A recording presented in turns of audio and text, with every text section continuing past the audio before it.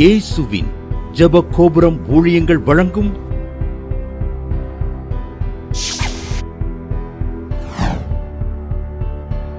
நம்பிக்கையிலே சந்தோஷமாயிருங்கள்.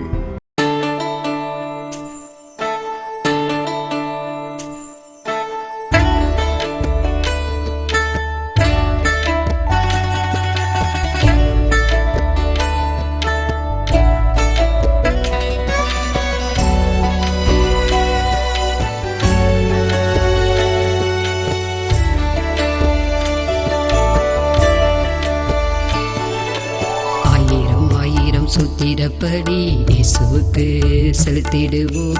கோடி கோடி நன்றிப்படி தேவாதி தேவனுக்கு செலுத்திடுவோம்.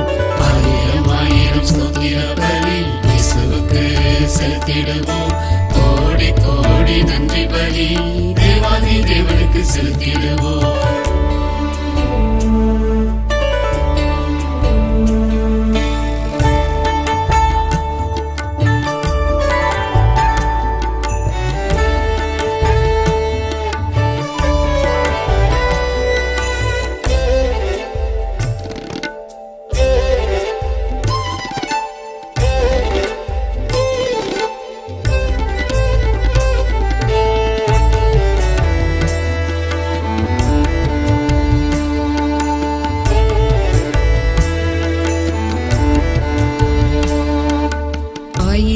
ஆயிரம் அற்புதங்கள் உந்தன் நாமத்தில் நடக்குதையா. ஆயிரம் ஆயிரம் அற்புதங்கள் உந்தன் நாமத்தில் நடக்குதையா. அதிசய தேவன் நீதானையா, அற்புத ராஜாவும் நீதானையா. அதிசய தேவன் நீதானையா, அற்புத ராஜாவும் நீதானையா. ஆயிரம் ஆயிரம் சுத்திரப்படி இயேசுவுக்கு செலுத்திடுவோம். கோடி கோடி நன்றிப்படி தேவாதி தேவனுக்கு செலுத்திடுவோம். ஆயிரம் ஆயிரம் சுத்திரப்படி இயேசுவுக்கு செலுத்திடுவோம். கோடி கோடி நன்றிப்படி தேவாதி தேவனுக்கு செலுத்திடுவோம்.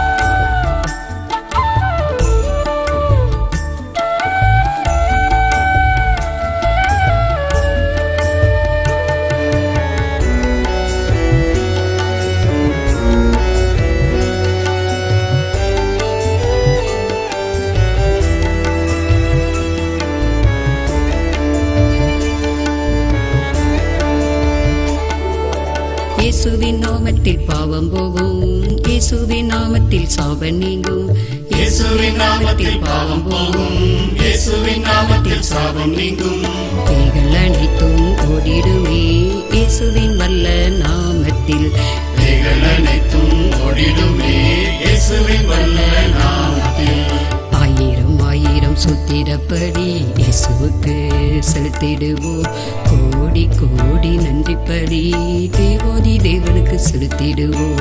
ஆயிரம் ஆயிரம் சுத்திரப்படி இயேசுவுக்கு செலுத்திடுவோம். கோடி கோடி நன்றிப்படி தேவாதி தேவனுக்கு செலுத்திடுவோம்.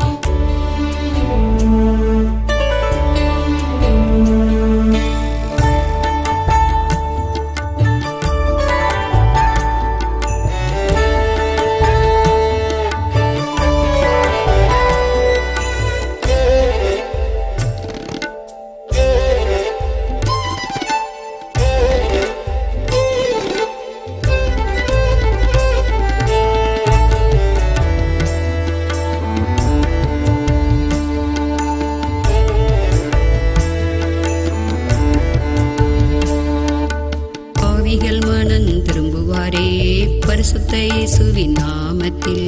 பாவிகள் மனம் திரும்புவாரே பரிசுத்த இயேசுவின் நாமத்தில். அக்கினி அபிஷேகம் இறங்கிடுமே அற்புத இயேசுவின் நாமத்தில். அக்கினி அபிஷேகம் இறங்கிடுமே அற்புத இயேசுவின் நாமத்தில். ஆயிரம் ஆயிரம் சுத்திர செலுத்திடுவோம். கோடி கோடி நன்றி பலி தேவாதி தேவனுக்கு செலுத்திடுவோம். ஆயிரம் ஆயிரம் ஸ்தோத்திர பலி இயேசுவுக்கு செலுத்திடுவோம். கோடி கோடி நன்றி பலி தேவாதி தேவனுக்கு செலுத்திடுவோம்.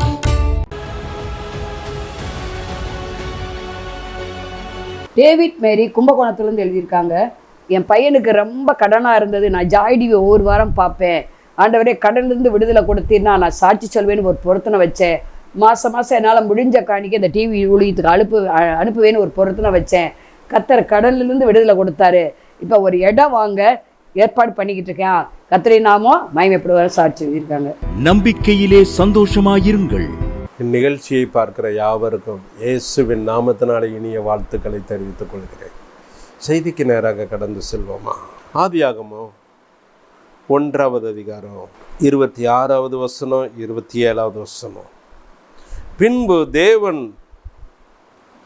நமது சாயலாகவும் நமது ரூபத்தின்படியையும் மனுஷனை உண்டாக்குவோமாக, அவர்கள் சமுத்திரத்தின் மச்சங்களையும் ஆகாயத்து பறவைகளையும் மிருக ஜீவன்களையும் பூமி அனைத்தையும் பூமியின் மேல் ஊறும் சகல பிராணிகளையும் ஆளக்கடவர்கள் என்றார். தேவன் தம்முடைய சாயலாக மனுஷனை சிருஷ்டித்தார். அவனை தேவ சாயலாக சிருஷ்டித்தார். ஆணும் பெண்ணுமாக அவர்களை சிருஷ்டித்தார். நன்றாய் கவனிங்க. எல்லாருக்கும் தெரிந்த பகுதி தான். மனுஷனை பூமியில உண்டாக்கினார். என்ன நோக்கத்திற்காக இவர்களை உண்டாக்கினார்? மனுஷனை உண்டாக்கினதற்கு ஒரு காரணம் என்ன? வேதம் கூறுகிறது, அவருடைய சாயலாய் உருவாக்கினார். அவருடைய ரூபத்தின்படி மனுஷனை உண்டாக்கினார். ஆணும் பெண்ணுமாக அவர்களை உண்டாக்கினார். இவர்களை உண்டாக்கினதற்கான காரணம் என்ன? அதே அதிகாரத்தில் 28வது வசனத்தை நம்ம பார்க்கிறோம். பின்பு தேவன் அவர்களை நோக்கி, நீங்கள் பலுகி பெருகி பூமியை நிரப்பி அதை கீழ்ப்படுத்தி சமுத்திரத்தின் மச்சங்களையும் ஆகாயத்து பறவைகளையும் பூமியின் மேல் நடமாடுகிற சகல ஜீவ ஜந்துக்களையும் ஆண்டு கொள்ளுங்கள் என்று சொல்லி அவர்களை ஆசீர்வதித்தார். நல்லா கவனிங்க. மனுஷனை உண்டாக்குனதுக்கு காரணம் எல்லாவற்றையும் ஆளுகை செய்ய வேண்டும். பூமி அனைத்தையும் ஆளுகை செய்ய வேண்டும். இதற்காகத்தான் மனுஷனுக்காக சகலத்தையும் உண்டாக்கினார். சகலத்தையும் உண்டாக்கினார். சகலத்தையும் உண்டாக்கினதற்கு காரணம், நீ அவைகளெல்லாம் ஆண்டு கொள்ளணும்பா. இதற்காகத்தான் மனுஷனை உண்டாக்கினார். எல்லாத்தையும் படைச்சாச்சு. இவையெல்லாம் ஆளுகிற தன்மையை யாருக்கு கொடுத்திருக்கிறார்? மனுஷனுக்கு கொடுத்திருக்கிறார். நல்லா கவனிங்க. எல்லாவற்றையும் ஆளுகிற ஒரு தன்மை. அது மாத்திரம் இல்லாம ஒரு வேலையையும் அங்கு கொடுக்கிறார். ஆதியாகமம் 2வது அதிகாரம் 5வது வசனத்துல நம்ம வாசித்தோமானா, நிலத்தினுடைய சகலவித செடிகளையும் பூமியின் மேல் இன்னும் உண்டாகவில்லை, நிலத்தினுடைய சகல பூண்டுகளும் இன்னும் முளைக்கவில்லை, ஏனெனில் தேவனாகிய கர்த்தர் பூமியின் மேல் இன்னும் மழையை பெய்ய பண்ணவில்லை, நிலத்தை பண்படுத்த மனுஷனும் இருந்ததில்லை. நல்லா கவனிங்க. மனுஷனுக்கு ஒரு வேலையும் கொடுக்கிறார் அப்பா, நிலத்தை பண்படுத்தணும். முதலாவது ஆளுகை செய்யணும், 2வது பண்படுத்தணும், தோட்டத்தை பண்படுத்தணும், கொடுத்திருக்கிற வேலையை கரெக்டாக செய்யணும். 3வது ஒரு காரியத்தையும் அங்கே கொடுக்கிறார். அதே 2வது அதிகாரம், ஆதியாகமம் 2வது அதிகாரம் 15வது வசனத்தில் பார்த்தோமானா, அதை பண்படுத்தவும் காக்கவும் வைத்தார். 3வது ஒரு காரியம், அதை காக்கிறதுக்கு. இன்னைக்கு தேவ பிள்ளைகளாகிய நமக்கு ஆண்டவர் கொடுக்கிற இதுதான். ஏன் மனுஷனை உண்டாக்கினார்? சகலத்தையும் ஆளுகை செய்யும்படியா. அது மாத்திரமில்லாம கொடுக்கப்பட்டதை பண்படுத்தும்படியா, கொடுக்கப்பட்டதை காக்கும்படியா ஆண்டவர் அங்கு உண்டாக்கி வைத்தார், காவல் செய்யும்படியா. 4வது ஒரு காரியத்தை நம்ம பார்க்கிறோம்.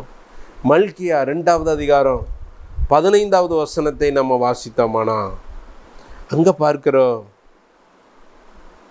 அவர் ஒருவனை அல்லவா படைத்தார், ஆவி அவரிடத்தில் பூரணமாய் இருந்ததே, பின்னும் ஏன் ஒருவனை படைத்தார், தேவ பக்தியுள்ள சந்ததியை பெரும்படிதானே.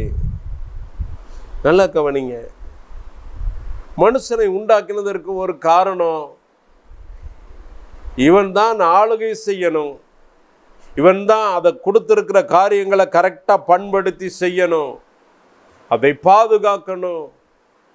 அது மாத்திரம் இல்லாமல் ஒரு தேவ பக்தியுள்ள சந்ததியை இவன் மூலமாக பெறணும். இதுதான் அப்பாவுடைய மேலான நோக்கம், அவருடைய திட்டம் அதுதான். தேவ பக்தியுள்ள சந்ததிகளை பெறணும்.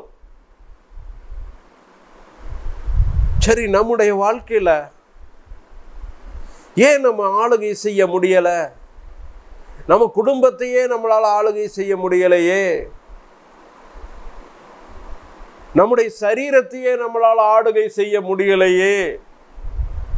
நல்லா கவனிங்க, சரீரத்தையே நம்மளால, மாம்சத்தையே ஆளுகை செய்ய முடியல, நம்ம வாய்க்கு கட்டுப்பாடு வைக்க முடியல, நம்ம கண்களுக்கு கட்டுப்பாடு வைக்க முடியல, அதை கண்ட்ரோல் பண்ண முடியல. எதை பார்க்கக்கூடாதுன்னு நினைக்கிறோமோ அதைத்தான் பார்க்குறோம், எதை பேசக்கூடாதுன்னு நினைக்கிறோமோ அதைத்தான் பேசுகிறோம், எதை சாப்பிடக்கூடாதுன்னு நினைக்கிறோமோ அதைத்தான் சாப்பிட்றோம். நம்ம மாம்சமாகிய இந்த சரீரத்தையே நம்மளால ஆளுகை செய்ய முடியலையே. ஆண்டவர் கொடுத்திருக்கிற குடும்பத்தையே நம்மளால ஆளுகை செய்ய முடியலையே. நல்லா கவனிங்க, ஆண்டவர் கொடுத்திருக்கிற கையின் பிரயாசத்தை சரியாய் பயன்படுத்த தெரியலையே.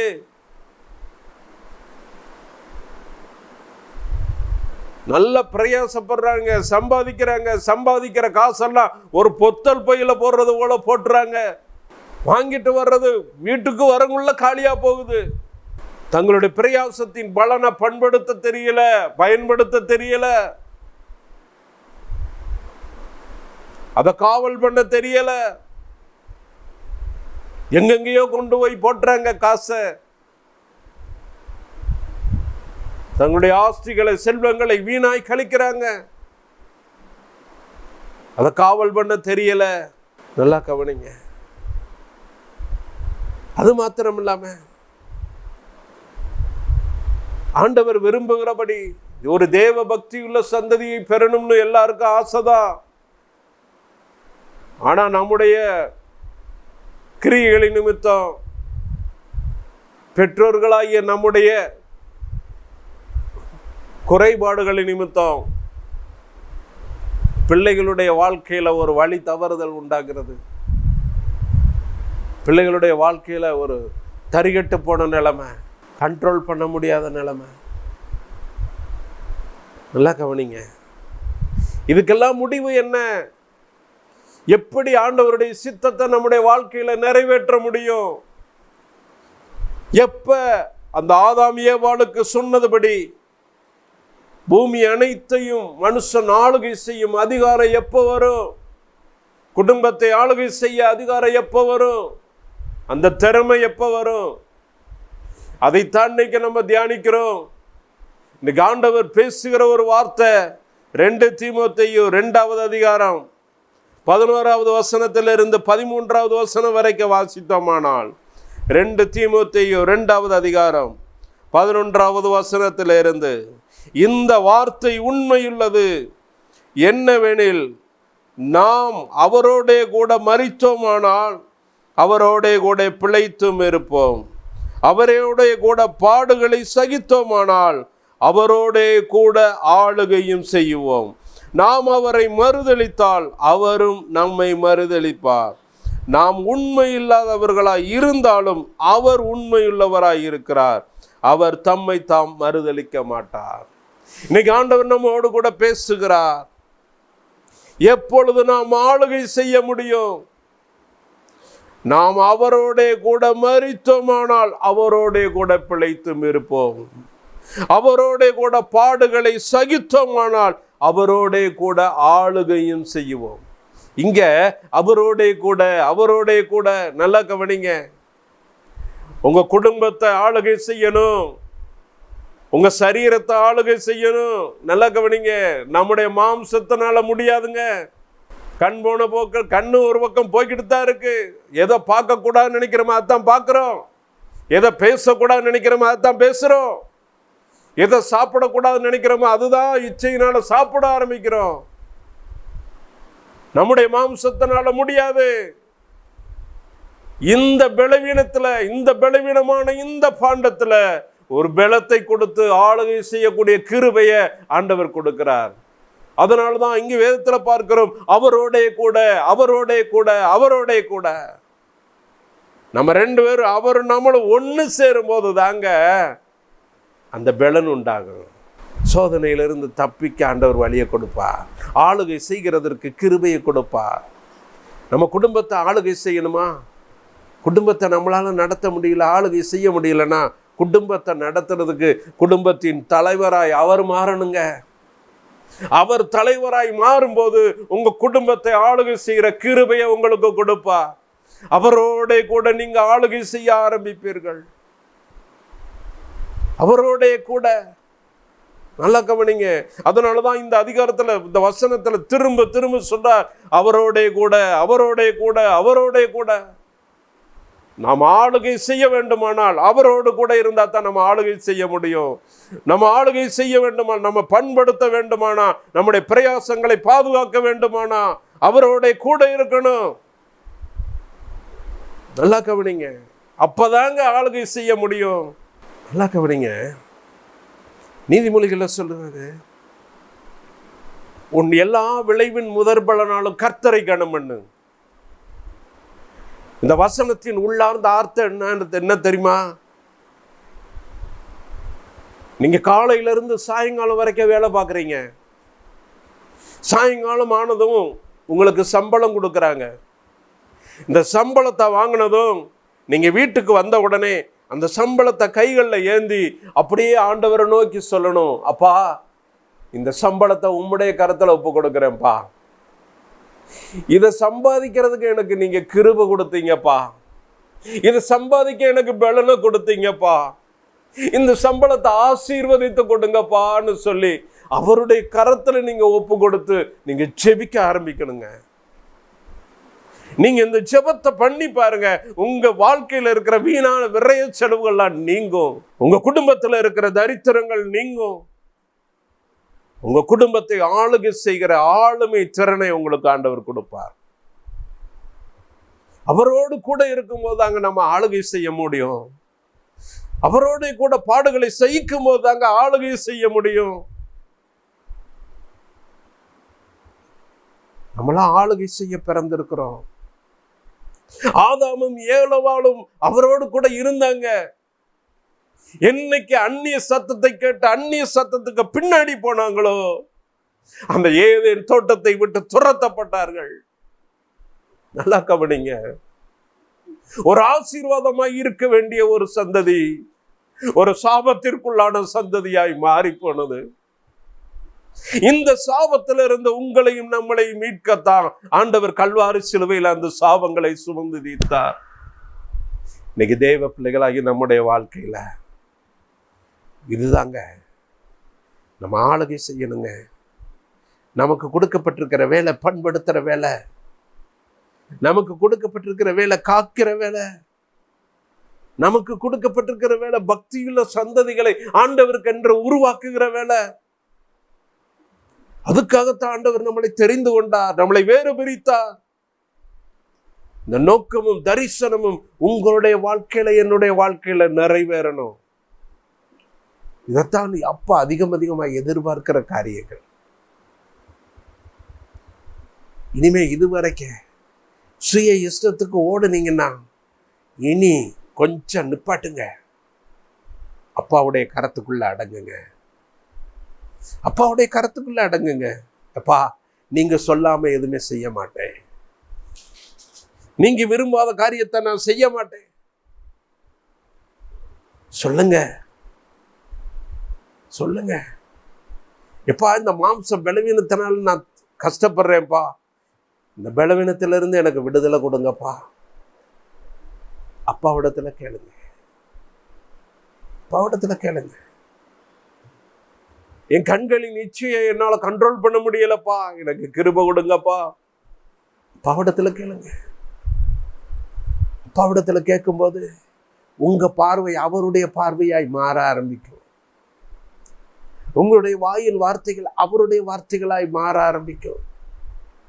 அவரோடு கூட நடக்க பழகுங்க. இதைத்தாங்க ஏனோக்கு செஞ்சாரு. ஏனோக்கு தேவனோடு சஞ்சரித்தாரு. எப்பா நீங்க இல்லாம நான் இல்லப்பா, நான் இல்லாம நீங்க இல்ல, மாறி மாறி மாறி பாருங்க. அவரோடு கூட சஞ்சரிக்கிறவர்களாய். மோசி அதே போலதான். எப்படா அவர்கிட்ட போவோன்னு சொல்லி உயர போறாரு, மலைக்கு போறாரு. 40 நாள் அங்கேயே இரவும் பகலும் கிடக்கிறாரு, தேவ சமூகத்துல இருக்கிறாரு. ஆண்டவரே அனுப்பி விடுறாரு, எப்பா நீ கீழே போப்பா, அந்த ஜனங்கள் தங்களை கெடுத்துக் கொள்ளுகிறாங்க, போப்பாட்டார். நல்லா கவனிங்க. இதை உணர்ந்துதான் பேதுரு, யாக்கோபு, யோவான் 3 பேரையும் கூப்பிட்டுட்டு போகும்போது அந்த மறுரூபமலையில ஏசப்பா மறுரூபமாகிறாரு. அப்ப பாத்தீங்கன்னா பேதுரு, மோசையும் எலியாவும் ஆண்டவரோட பேசிக்கிட்டு இருக்கிறத பேதுரு பார்த்துறாரு. பார்த்துட்டு பேதுரு சொல்றாரு, எப்பா பேசாம இங்கேயே இருந்துருவான், இங்கேயே உமக்கு ஒரு கூடாரமும் எலியாவுக்கு ஒரு கூடாரமும் மோசைக்கு ஒரு கூடாரமாக 3 கூடாரத்தை போட்டு இங்கேயே உட்கார்ந்துருவோம்பா. அப்படித்தான் பேதுரு சொன்னார். நல்லா கவனிங்க. ஆண்டவருடைய சமூகம் இன்பமானது. ஒவ்வொரு நாளும் கர்த்தர் நல்லவர் என்பதை ருசித்து பாருங்க. உங்க வாழ்க்கை அவரோடு கூட சேர்ந்து வாழ்ந்த வாழ்க்கையா இருக்குமானா நீங்க அடிமைகளாய் இருக்க மாட்டீங்க, நீங்க ஆளுகிறவர்களாய் காணப்படுவீங்க. ஆண்டவர் அடிமைத்தனத்தை விரும்பலங்க. அதனாலதான் அடிமைத்தனத்துல இருந்து ஆண்டவர் ஒரு வார்த்தை சொல்றார், என் பிள்ளை என்ன அடிமையோ, இஸ்ரவேல் என்ன அடிமையோ. ஆண்டவர் கேட்கிறார். நீங்களும் நானும் அடிமைகளாக இருக்கணும்னு ஆண்டவர் விரும்பலங்க, ஆளுகை செய்கிறவர்களாக இருக்கணும்னு தான் ஆண்டவர் விரும்புகிறார். இதைத்தான் அப்பா எதிர்பார்க்கிறார். தேவ பிள்ளைகளாகி நம்ம ஆளுகை செய்கிறவர்களாய் காணப்படணுமானா, பண்படுத்துகிறவர்களாய், நம்முடைய பிரயாசத்தின் பலனை கரெக்டா பாதுகாக்கிறவர்களாய், அதை பயன்படுத்துகிறவர்களாய் நம்ம காணப்படணுமானா ஒன்னே ஒண்ணுதாங்க செய்யணும், அவரோடு கூட சேர்ந்துக்கணுங்க. 2 பேர் கையும் ஒருமனப்படும் போது நீங்க செய்யற காரியங்கள் எல்லாம் வாய்க்க ஆரம்பிக்கும். உங்களுடைய கையின் பிரயாசங்கள் ஆசீர்வாதம் வர ஆரம்பிக்கும். நீங்க தனிச்சு எந்த காரியமும் ஜெயிக்க முடியாது. அப்பாவோட கூட சேர்ந்து கையை பிடிங்க, உங்க வாழ்க்கை ஜெயமுள்ள வாழ்க்கையாய் மாறும். இதை எதிர்பார்த்து தாங்க அப்பாவுடைய பெரிய நோக்கம் அந்த ஏதேன் தோட்டத்தையே உண்டாக்குனாரு. என் பிள்ளைகளோட நான் உலா வரணும், என் பிள்ளைகளோட நான் பேசணும், என் பிள்ளைகளோட நான் ஐக்கியமா இருக்கணும்னு தாங்க அந்த பெரிய ஏதேன் தோட்டத்தையே ஆண்டவர் உருவாக்குனார். அதனாலதான் வெளிப்படுத்தின விசேஷத்துல யோவான் ஸ்நானகன் அழகா சொன்னாரு, இதோ மனுஷர்களிடத்துல தேவனுடைய வாசஸ்தலம் இருக்கிறது. நல்லா கவனிங்க. இன்னைக்கு தேவ பிள்ளைகளாகி நம்முடைய வாழ்க்கையில, அப்பா என்னால் இல்லப்பா, உங்களால தான் முடியும்ப்பா, உங்க கையை பிடிச்சுக்கிட்டே நான் நடக்கிறேன்ப்பான்னு சொல்லி அப்பாவுடைய கரத்துக்குள்ள உங்க கையை கொடுங்க. அப்பா உங்க கையை பிடிப்பாரு. நான் பிடிச்சு நடந்தா கூட வழுவி போயிடுவேன்ப்பா, நீங்க எங்களை பிடிச்சுக்கங்கப்பான்னு சொல்லி உங்க கரத்தை அவருக்குள்ள கொடுங்க. அவருக்குள்ள நீங்க அடங்கி இருங்க. அவரோடு கூட பாடுகளை செய்யுங்க. அவரோடு கூட வேதம் கூறுகிற பிரகாரம் அவரோடு கூட எல்லாவற்றையும் செய்ய ஆரம்பிங்க. உங்களுடைய வாழ்க்கை செழிப்பாய் மாறும். செபிப்போமா. தகப்பனே, நீர் பேசுன நல்ல வார்த்தைகளுக்காக நன்றி செலுத்துகிறோம். நீங்க மனுஷனை உண்டாக்கினதற்கான நோக்கம் இவர்களை ஆளுகை செய்யணும், இவங்க பண்படுத்தணும், பிரயாசத்தின் பலனை பண்படுத்தணும், காக்கணும், ஒரு பக்தியுள்ள சந்ததியை பெற்றெடுக்கணும். இதுதான்ப்பா உங்களுடைய நோக்கம். உங்க நோக்கமும் தரிசனமும் எங்க வாழ்க்கையில நிறைவேறும்படி கிருபை செய்யுங்க. எங்களோடு கூட பேசுனீங்கப்பா. உம்மோடு கூட நாங்கள் பாடுகளை சகிப்பது தான், உம்மோடு கூட நாங்கள் எல்லாவற்றையும் அப்பா உம்மோடு கூட செய்யும் போது தான் நாங்கள் ஆளுகை செய்ய முடியும்னு நாங்கள் பார்க்கிறோம். தகப்பனே, உமக்கு நன்றி சுவாமி. நீர் பேசின நல் வார்த்தைகளுக்கு நன்றி செலுத்துகிறோம். இதை கேட்டுக்கொண்டு இருக்கிற ஒவ்வொருவருடைய இருதயத்திலும் இந்த வார்த்தைகள் அப்படியே பதியட்டும் ஐயா. உமக்காக பெரிய காரியங்களை செய்ய கிருபை செய்யுங்க. இயேசுவின் நாமத்தில் கெஞ்சி கேட்கிறோம் நல்ல பிதா. மாணவர்களே, அதிசய கல்வாரி ஊழியங்கள் மூலம் ஒவ்வொரு மாதமும் தேவனால் எல்லாம் கூடும் பத்திரிகையை நாங்கள் வெளியிடுகிறோம். தேவ சமூக பாடல்கள் DVD, ACD இந்த பாடல்களை நாங்கள் வெளியிடுகிறோம்.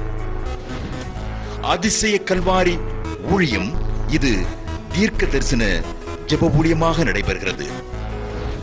இந்த ஊழியங்களுக்காக ஜெபிக்க, காணிக்கையை அனுப்ப தாங்க மறவாதிருங்கள். ஜெபிக்கிற, கொடுக்கிற, உழைக்கிற உங்கள் ஒவ்வொருவரையும் ஆண்டவர் தாமே ஆபிரகாமை ஆசீர்வதித்தது போல சகல விதத்திலும் உங்களை ஆசீர்வதிப்பாராக. ஆமென். அன்பிற்குரியவர்களே, இந்த ஊழியத்தை உங்கள் காணிக்கைகளால் தாங்குபவர்களின் கவனத்திற்கு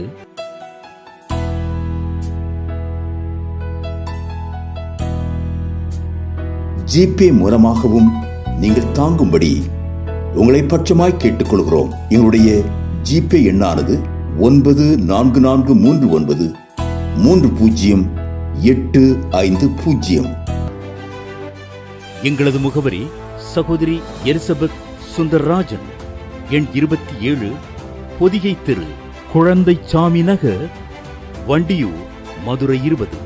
செல்போன் எண்கள் 9487177765 9095328172 மற்றும் 9443930850.